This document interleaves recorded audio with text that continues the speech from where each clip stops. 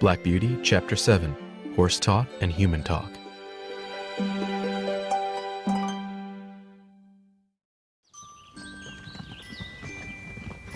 One of my favorite tasks at Birtwick Park was carrying the mistress when the whole family rode together.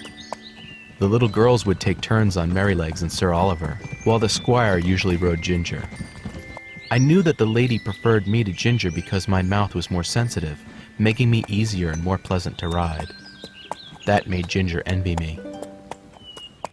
It's all because of the cruel men who trained me, she complained one day in the orchard. Wise old Sir Oliver heard her and said, "Don't be so hard on yourself. You carry the squire's weight easily and still maintain your gaits, your fine ways of walking. That's nothing to be ashamed of. Besides, we horses should be content and willing as long as we're treated kindly." He swished his tail for emphasis.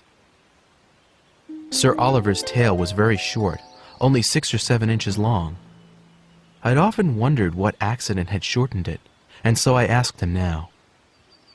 "Accident?" Sir Oliver let out a fierce snort.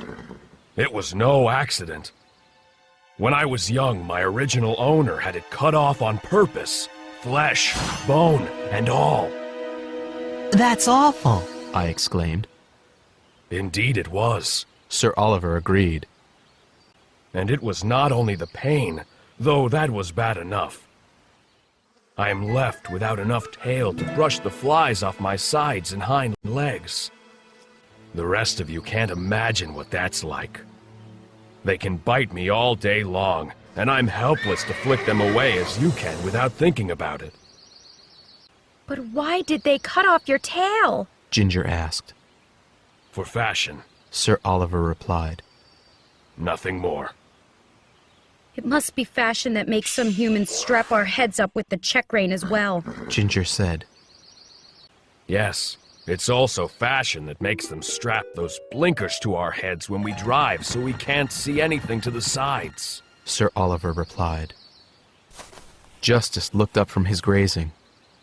"The blinkers are supposed to prevent horses from shying and causing accidents," he said in his calm way.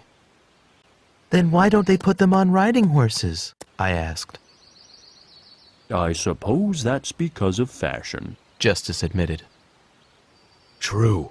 Blinkers are especially dangerous at night, when horses can see better than humans," Sir Oliver said. "I have heard of many accidents that could have been prevented if the horse had been able to see all around him." We horses were not the only ones who thought badly of such things. The squire might still put blinkers on us when we pulled a cart or carriage, but he disliked check reins as much as Ginger did. One day out on the road, the squire and I passed a team of fine horses. The driver was a friend of the squire's. He asked the squire what he thought of the new team. "They're a handsome pair," The squire replied. "but I see you still insist on lessening their power." "Oh, you mean the check rein?" The other man said. "I like to see my horses hold their heads up." "So do I, but I prefer to see them do so on their own." The squire said.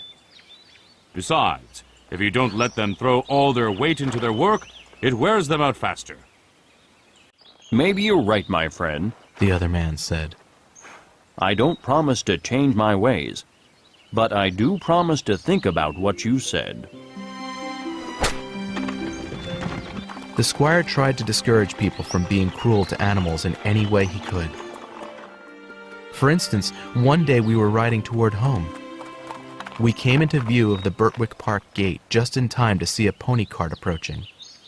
The delicate little pony was being driven by a large, strong man. When the cart neared the gate, the pony turned toward it. With a growl, the man yanked the pony's head around so strongly that the pony almost fell over. But the pony recovered and started forward again. The man wasn't satisfied with that. He lifted his whip and began lashing the pony cruelly. The squire urged me forward until we were beside the cart. "Mr. Sawyer," he called in a stern voice. "is that pony made of flesh and blood?" "Yes, and temper, too," the other man retorted. I didn't ask him to turn there. He needs to learn to do only as I say. You've driven that pony to my place many times. The squire said. How could he know you weren't going there again? Remembering the turn only shows his intelligence. But that's not the point. Your cruel treatment of that creature shows your own poor character. Sawyer didn't respond to that. But he stopped whipping the pony and drove on, leaving me glad to have such a kind master.